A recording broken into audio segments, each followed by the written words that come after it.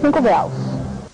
A floresta amazônica foi devastada em apenas um ano, o equivalente à área da França. E o Greenpeace protestou contra o corte ilegal de madeira. Foi no Rio de Janeiro. Um ativista do Greenpeace, vestido como um funcionário da Prefeitura do Rio, usou uma motosserra para simbolizar o corte ilegal de árvores. A ONG denunciou há um ano que a Prefeitura usou madeira ilegal vinda do Pará para construir os decks da Lagoa Rodrigo de Freitas. Pelo menos uma das empresas que forneceram IP e Massaranduba para as construções não possuía a autorização do IBAMA nem cadastro no INCRA. O Greenpeace pede à Prefeitura do Rio de Janeiro a adesão ao programa Cidade Amiga da Amazônia. O projeto prevê a adoção de leis municipais que proíbem o consumo de madeira de origem criminosa. Teria que ser feito um rastreamento dessa madeira para confirmar a sua origem, mas existe uma grande probabilidade, já que 70% da madeira que se encontra disponível no mercado tem origem ilegal. De acordo com os dados fornecidos pelo Greenpeace, entre agosto de 2003 e agosto de 2004, 26 mil quilômetros quadrados foram desmatados em todo o Brasil. É a segunda maior marca desde 1995. As estimativas da ONG também apontam que mais de 30% da Amazônia já foram devastados, uma área maior do que a da França. Os estados do Mato Grosso e do Pará são os principais fornecedores de madeira ilegal. Depois da manifestação, os ativistas entraram em contato com a prefeitura. Durante horas, eles esperaram em vão que alguma autoridade aparecesse. Os manifestantes queriam que o prefeito César Maia recebesse a parte do tronco que foi cortada como forma de protesto. A seguir, Polícia Federal faz buscas nas agências DNA, SNP e D na casa da diretora financeira Simone Vasconcelos. Roberto Jefferson depõe na CPI do Mensalão e diz que não tem como devolver os 4 milhões que recebeu de Marcos Valério. E veja também as notícias que foram destaque no Brasil e no mundo.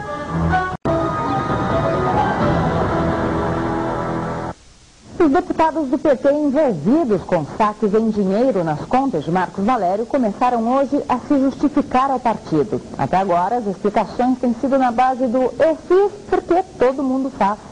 Na reunião da Executiva Nacional na sede do Partido dos Trabalhadores em São Paulo, os deputados João Magno e João Paulo Cunha se anteciparam à convocação feita no início da semana e retornaram à casa para darem explicações sobre suas atitudes. Eles aparecem como sacadores nas contas do publicitário Marcos Valério, suspeito de operar o Mensalão. João Magno foi mais corajoso. Assumiu que fez caixa 2 para campanhas eleitorais, confirmou que recebeu R$250 mil pela SMPB e disse que não emitiu notas fiscais a mando do próprio Marcos Valério, mas acredita que não cometeu crime. Eu não cometi um crime, porque eu não roubei a população. Eu cometi um desvio contra a lei brasileira, porque essa é a regra do jogo, infelizmente. Pela manhã, o presidente do Partido dos Trabalhadores, Tarso Genro, se reuniu com o presidente nacional da Ordem dos Advogados do Brasil, Roberto Bussato, que sugeriu a convocação do Conselho da República. A ideia é que o presidente Lula busque aconselhamento para explicar a crise no país. Ele tem que vir à nação de uma forma transparente, de uma forma unitária, dizer exatamente o que ele sabe, o que aconteceu nos porões do seu governo. Tarso Genro achou uma proposta interessante. O Conselho da República é formado pelo vice-presidente, pelos presidentes da Câmara e do Senado, pelos líderes de todos os partidos do Congresso Nacional, pelo ministro da Justiça e por 6 cidadãos. De 98 para cá, o Conselho se reuniu apenas 2 vezes. O deputado Roberto Jefferson afirmou hoje na CPI do Mensalão que a atual crise do país começou no Palácio do Planalto. Ele isentou o presidente Lula, mas disparou contra o rival Valdemar Costa Neto, presidente do Partido Liberal, e reafirmou todas as denúncias que já havia feito sobre corrupção. Menos de 48 horas depois de ficar frente a frente com José Dirceu, o deputado Roberto Jefferson reapareceu no Congresso Nacional. Desta vez, para a sabatina na CPI do Mensalão.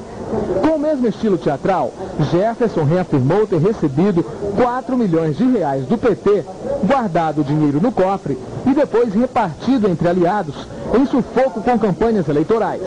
O deputado só não revelou o nome de quem recebeu e garantiu que não vai devolver o dinheiro. Eu não tenho os recursos e só não vou dizer para quem eu distribuí. Eu vou assumir isso pessoalmente, porque eu não vou destroçar pessoas inocentes. Numa provocação direta ao Palácio do Planalto, Roberto Jefferson insinuou que o esquema de pagamento de mesadas a parlamentares começou mesmo por lá. Pode até ter vindo para cá, mas ele não foi gerado aqui. O útero, a matriz da corrupção não está aqui, está do outro lado da rua. Porque o seu Valério, mesmo sendo embaixador do Brasil em Portugal para assuntos da área de telecomunicações, novo embaixador do Brasil, o seu Marco Valério Carequinha, ele não tem a gazua nem a chave do cofre dos dinheiros públicos do país. Mesmo assim, Roberto Jefferson voltou a isentar o presidente Lula. O senhor daria um cheque em branco para o presidente Lula? Eu daria um cheque em branco para o presidente Lula, retribuindo a confiança dele. Roberto Jefferson insinuou ainda que os benefícios financeiros do PT podem ter vindo da generosidade de outras empresas, que, a exemplo da Portugal Telecom, teriam aberto os cofres. Da marca PT virou a lata do lixo de todo mundo. O PT vê que a situação está péssima, as consequências são danosas para o Brasil e eles continuam escondendo a cabeça debaixo da terra. A Portugal Telecom já se dispôs a enviar ao Brasil executivos para explicar as ligações da companhia com PT e PTB. Mas a CPI do Mensalão quer mais.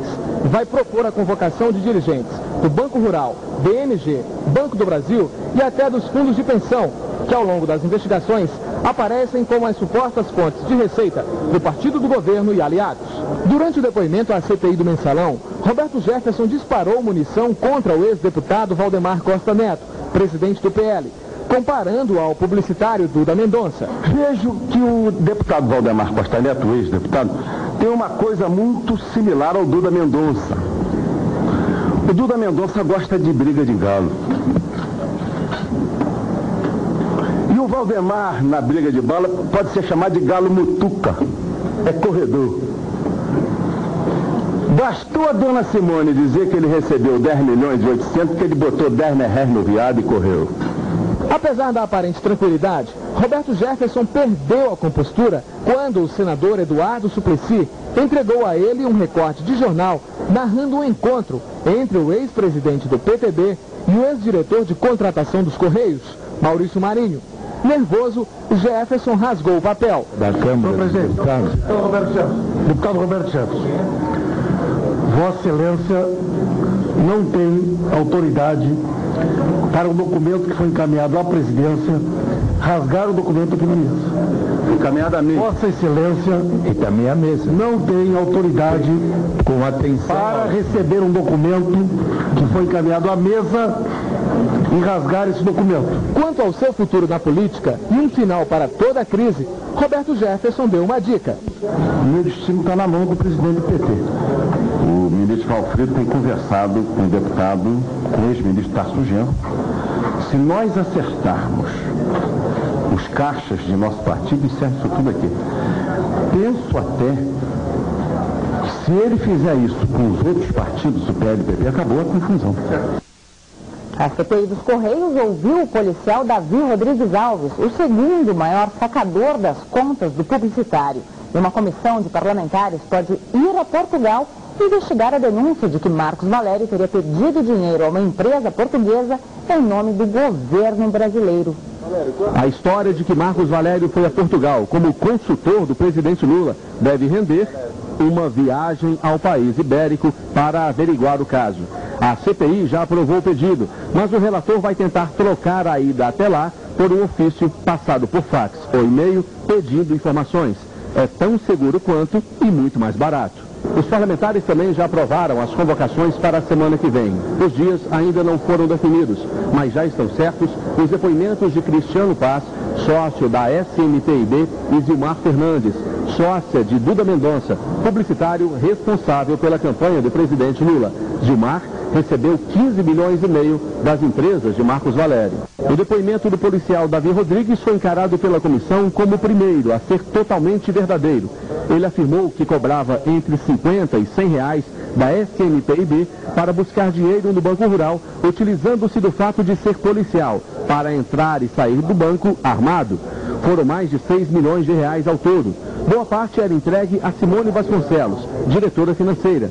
Ela afirmou à CPI que não conhecia Davi Rodrigues. A única novidade que ele trouxe é que a Simone é mentirosa. Ontem eu insisti muito em relação ao conhecimento que ela teria desse cidadão que está depondo. E ela falou com todas as letras que ela não o conhece, nunca telefonou a ele, nunca o recebeu. O relator vai encaminhar ao Ministério Público requerimento sugerindo a apuração de falso testemunho nos depoimentos de Simone e Davi. Os promotores podem mover ação contra quem mentiu. Enquanto os depoimentos na CPI dos Correios são disputados, na CPI dos bingos o plenário fica assim, praticamente vazio. Mesmo sem tantos holofotes, os parlamentares querem urgência na entrega dos pedidos de quebra de sigilo bancário. Entre eles está o de Valdomiro Diniz, que depõe na semana que vem. Senadores e deputados querem as informações antes do depoimento dele. O ex-ministro português Antônio Mexia se encontrou hoje com o embaixador do Brasil em Portugal, o ex-deputado Paes de Andrade. Mexia confirmou ao embaixador que se encontrou por 10 minutos com Marcos Valério e Miguel Horta e Costa e que falaram apenas sobre assuntos genéricos, como a economia do Brasil. O ex-ministro disse também que repudia o envolvimento de seu nome com a crise política brasileira. Documentos pessoais de Marcos Valério e Renilda Santiago foram encontrados em um terreno baldio próximo à residência do casal. Entre os papéis, a Polícia Federal achou talões de cheque em nome do empresário e da mulher. A Polícia Federal chegou ao terreno próximo a um condomínio de luxo na BR-040, em Nova Lima, região metropolitana de Belo Horizonte, por meio de um telefonema de um morador. Foram encontrados notas fiscais e cheques rasgados, em nome do casal Marcos Valério e Renilda de Souza, páginas de agendas e diversos papéis com anotações. O material foi recolhido e deverá ser encaminhado à Polícia Federal de Brasília para perícia nos próximos dias. É a terceira vez que documentos pessoais e das empresas de Marcos Valério são encontrados pela polícia. Notas fiscais da DNA, parcialmente queimadas, foram encontradas na casa do irmão do contador do empresário e num lote vago em Contagem, na região metropolitana. 2 delegados da Polícia Federal de Brasília chegaram hoje a Belo Horizonte para ouvir 9 pessoas que sacaram dinheiro nas contas das agências do empresário Marcos Valério. O conteúdo dos depoimentos não foi divulgado. Entre os depoentes, assessores de políticos, como Nestor de Oliveira, coordenador da campanha do deputado federal pelo PFL, Roberto Brant, à Prefeitura de Belo Horizonte. Ele sacou R$100 mil na conta da SMPIB, dinheiro que não havia sido declarado à Justiça Eleitoral. Saquei e por isso estou aqui fazendo declarações à Polícia Federal. Este outro homem, que foi ouvido no final da tarde, não quis falar com a imprensa. Ela realmente sacou o dinheiro da conta do senhor Marcos Valério? Em nota à imprensa, o empresário Marcos Valério afirma que os papéis pertencem à sua mulher, Renilda Fernandes. Os documentos teriam sido furtados e rasgados. Voltamos agora a Belo Horizonte, onde a Polícia Federal realiza operações de busca e apreensão nas agências SMPIB, DNA e na casa de Simone Vasconcelos. O repórter Daniel Fabris está acompanhando a ação da PF. A Polícia Federal deve cumprir ainda hoje o mandado de busca e apreensão expedido pelo Supremo Tribunal Federal, aqui onde mora a diretora financeira da SMPIB, Simone Vasconcelos. Há pouco foram apreendidos documentos na casa de Geisa dos Santos, gerente financeira da agência, e na SMPIB. Na outra empresa de Marcos Valério, a DNA, foram apreendidos, além de notas fiscais, 2 computadores. Todo o material foi levado para a sede da Polícia Federal em Belo Horizonte. Em São Paulo, a Polícia Federal ouviu 3 pessoas que teriam recebido dinheiro das contas de Marcos Valério. O publicitário Duda Mendonça depõe amanhã. O último depoimento na Polícia Federal foi da secretária do Partido dos Trabalhadores em São Paulo, Solange Pereira Oliveira. Ela confirmou que recebeu R$100 mil de Marcos Valério e repassou ao ex-tesoureiro Delúbio Soares. Olha, ela entregou pro tesoureiro e foi isso que aconteceu. A Polícia Federal também ouviu o jornalista Gilberto Mansur e o policial civil aposentado Áureo Marcato. O depoimento do publicitário Duda Mendonça está previsto para acontecer na tarde desta sexta-feira aqui na Polícia Federal em São Paulo. Segundo Simone Vasconcelos, diretora financeira da SMPIB Comunicação, empresa de Marcos Valério, as empresas de Duda Mendonça foram beneficiadas em 5 saques com 15 milhões e 500 mil reais. A CPMI do Mensalão vai ouvir na próxima semana o publicitário Cristiano Paz, um dos sócios de Marcos Valério na agência SMPIB. É a primeira vez que o empresário vai prestar depoimento.